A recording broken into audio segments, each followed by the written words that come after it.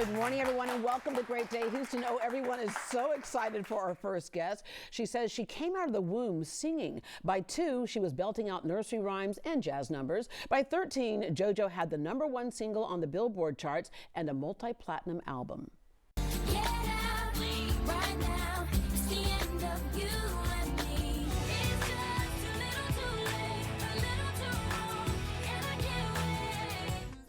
At the same time, JoJo experienced great success. Her family was in turmoil with both parents struggling with addiction. Now, 20 years later, Joanna JoJo Levesque says she's stronger than ever. She's a bona fide Broadway star for her role in Moulin Rouge, the musical. She's a New York Times bestselling author for her memoir, Over the Influence. And she has a new EP full of future classics. She joins us ahead of her concert tonight at the House of Blues. Good morning. Good morning. Thank you. There's a lot of stuff in that intro. Goodness. Yeah, but there's a lot of stuff in your life. You experienced a lot of it very early. But you say that, you're born Joanna Levesque, so we get the nickname JoJo. Yeah. But you have no memory without music. I don't. People ask, like, what was that moment that you knew you wanted to be a singer? I always wanted to be a singer. And I remember being like, well, if I don't make it as a singer, maybe I'll be a veterinarian. But that's a lot of school. Yeah, so yeah. Anyway, I've been getting to live my dream since I was a little girl. Do you remember the first song that you ever really performed for somebody? It was probably a Disney song, honestly. Yeah, right. But then I quickly became infatuated with Aretha Franklin and Etta James, and by the age of 2, probably. It was early that the bug bit me, and I just wanted to impersonate and try to sound like the people that I loved listening to. Obviously, music gave you comfort. Yeah.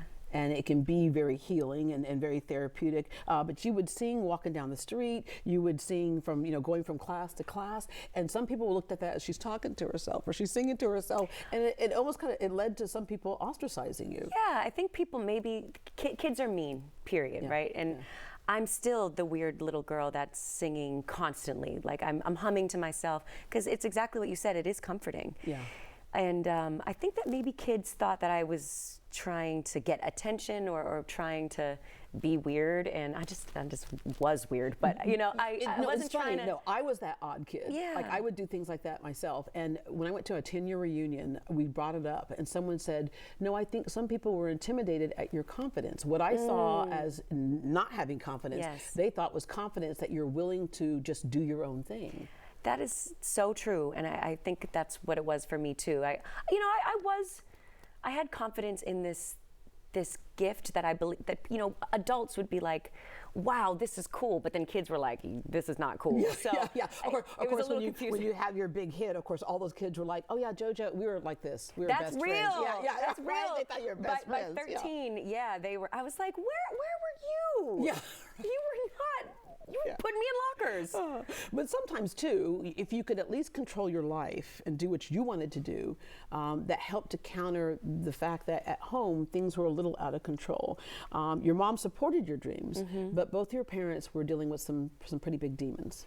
Yeah, they, like everyone, they did the best they could, but they were struggling with their addictions. And that's something that there's this theme that has been a part of my life from an early age, which is addiction, and that's what I talk about a lot in my book, Over the Influence. And they struggled on and off. They actually met in AA, so they were seeking sobriety when they met and ended up having me and everything. But it was something that came up. So addiction took your dad's life, but also may have been a reason for your mom to finally get sober. And she's been sober for a while. She's been sober for almost 10 years. That's and awesome. It's just something I'm so inspired by. And it's not easy to go through this life without, a way, escape. And something, I think I looked at both my parents and I was like, I'll never be like that. But the truth is, life humbled me. And as I went through my own challenges, I was like, I can't say that I'm better or that I have, that I'm over it, because I I wanted to escape as well. Yeah, yeah. Well, those coping mechanisms. We had a show last week. We talked a lot about family of origin and what you see modeling growing up, and so where you kind of go back to until you can figure out that light. Right? I saw people using things to get out of their minds, and I'm like, oh, I'd like to get out of my mind. I don't like what's going on in here. Yeah. So I went to what I knew. One way to get out of your mind and go to what you knew was music. Your first role, The Who's Tommy, was a local production in Massachusetts. So now you're incorporating the acting part as well. Yeah, from an early age, I just loved to perform, and it wasn't just music, it was acting as well. And I did some local theater, and I think the first time I was professional and received a check was actually playing a fairy in A Midsummer Night's Dream, a Shakespeare musical, and not a musical, a play in Boston. Yeah. In your book, you kind of share how there's a series of things that aren't. One of our guests used to call them God winks. Well, it wasn't a miracle. That's what I call it too. Yeah, it's not a miracle, God but it's more than a coincidence. Just where you are, the right place, the right time. Serendipity. You sang your way backstage at a Britney Spears concert, and what did that lead to? That led to her, like one of her dancers filming me on camcorder, which was the latest technology at the time, and then getting an offer to be the first artist signed to her production company. So that was crazy. I don't think I was 10 yet. Yeah. And my mom was like, you're too young for this. And I was like, you hate me. You don't believe in me. You don't want me to thrive. But what's it's crazy about that is that as much as your mom knew dealing with addiction was not a good role model for you, there are those moments where they still try to be a good parent. Oh, and my mom was, my mom is an amazing person, and she really protected me from so much of the weirdness of the industry. I was in a bit of a bubble for a while, which is good. Yeah, speaking of that bubble was burst. That bubble was burst. Very early on, you were America's Most Talented Kids. You're thinking, I got this, JoJo has gone. In fact, you're about to walk up and accept the award as they called some violinist name.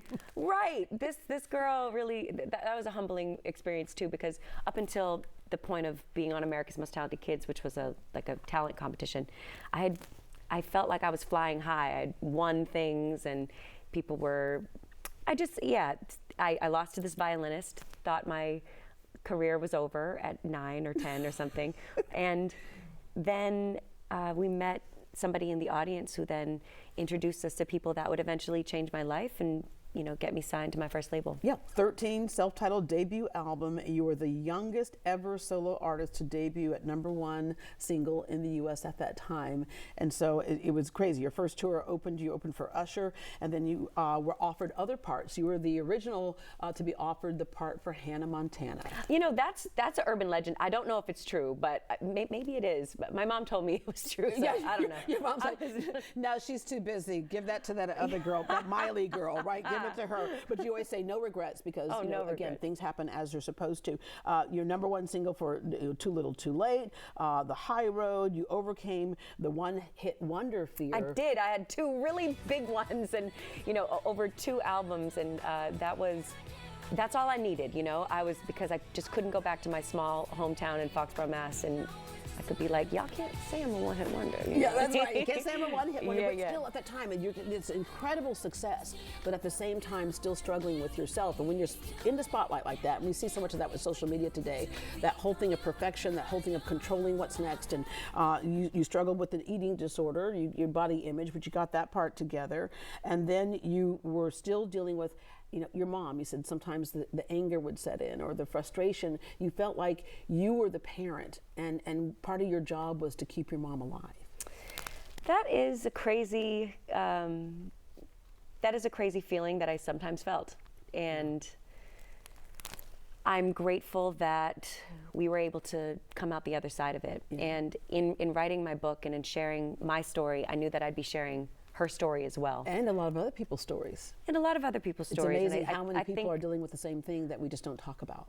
I think the thing that kept me up at night most was wanting to paint her and anyone else in my book with a human, just like with compassion, because she did the best she could, and this isn't like, step on my mom time. You know what I mean? No. So but I will say it was challenging, and there's no rule book for experiencing success at a young age. And she was cleaning houses for a living, and she was she's an amazing singer. She was the soloist at our Catholic church, and we were both thrown into an experience that, how do you prepare for that? Yeah. Yeah, all right. You won the Grammy with PJ Morton. I always love to ask this question. Yeah, they're like, yay. Because you have a series of just confirmations, and, you know, and obviously when you reach #1, the people have spoken, right? They love you, right? But when you win a Grammy, your peers have spoken. That was really an important moment in my life. I'm so grateful to PJ. He's a good friend, and he sent me that song, and I was so excited that he thought of me and my voice to be the female representation on that. And yeah, it was really nice, because when I was 13 and I came out, I said I wanted to wait to go to the Grammys till I was nominated. So, and I did, and I didn't know it would be that long. Yeah. but I'm so grateful that we got to share that moment together, and I love that song. It's a beautiful love song, and I think we could use more songs about love and romance and positive things. It's nice to be a part of. Circle back to acting, movies, Aquamarine, and RV, Broadway's Moulin Rouge, the musical. And what's so great about that one is that when you're on Broadway and you're doing a musical and you're acting as well, you have that audience, just like you do with your concerts, right in front of you. Yes, it is so special. And it was my first time being planted in one place for that stretch of time, honestly. I would say before the pandemic and we were all sheltering in place, I had never really been at home for that long. So I would say that I found a sense of home and community while on Broadway as well, going to the theater every day and getting to know everybody behind the scenes and the people that, you know, were working at the box office and the carpenters and of course the cast and crew and everything, and I absolutely loved it. And I got to come back and reprise my role as Satine. I did it first with Derek Klena as Christian, and then Aaron Tveit, who originated it and won the Tony for it. And I just learned so much too. And being 20 years into a career, it's really nice to have all these firsts. You know, because that the career just keeps growing, right? That it keeps growing, and that I feel like I'm personally growing in the experiences. Now, rumor has it that you're developing an original piece of musical theater. Maybe. I'm working on it. Okay. Yeah, it's early development of the original thing. Yeah. Oh, all right. Your single "Porcelain" is a declaration of you being stronger than ever. Right. We were talking in the green room earlier about just this whole idea that life is a series of experiences, and nobody ever said they're all going to be wonderful and great. But the ones that are tough are the ones that you ask yourself: am I here to learn a lesson? Am I here to teach someone else a lesson, or is it both? And we both agreed that it's oftentimes both. It's so we don't get a choice of what happens necessarily. Sometimes things do happen, but how are we going to frame it? And I think that in writing my book and in writing this new music, I was like, how do I want to look at my life? And how do I want to look at the opportunities that I have and the abundance that I've got to experience? Set it to music. Let's set it to music. You got your new EP, Not Gonna Lie. Yes. Rooted in truth. Definitely rooted in truth, yeah. I wanted to embrace all the different sides of myself, even the things that felt a little chaotic and a little contradictory, and I'm not going to lie. Also the victorious times, it's all of it, right? I feel really triumphant and truly stronger than I ever have. Yeah. Your singles, Too Much to Say, and then Ready to Love, and you have just, take us through this LP, because there's a couple of different blends of music in there. Yeah, there are. I mean, nursery rhymes and jazz music. Nursery rhymes and jazz music, that's my vibe.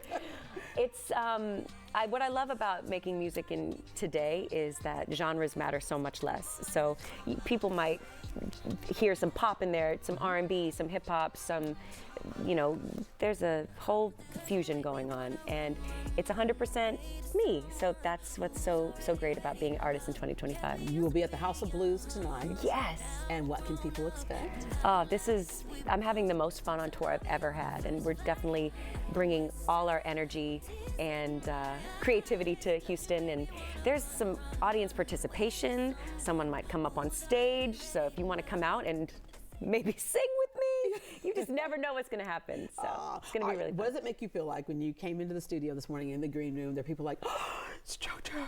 Oh my God, it woke me up. I will say, it made me feel so good, and I hope that those same people come and